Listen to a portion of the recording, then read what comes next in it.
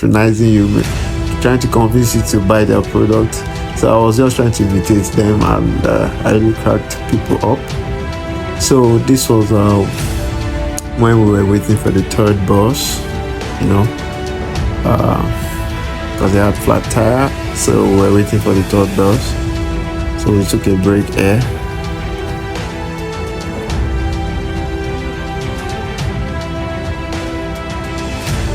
Alright, so this was where we got to our destination. It was awesome, man.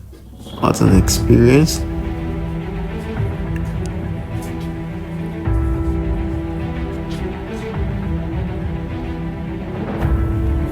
Alright, so this was when we were walking, taking a walk to the waterfall. Yeah,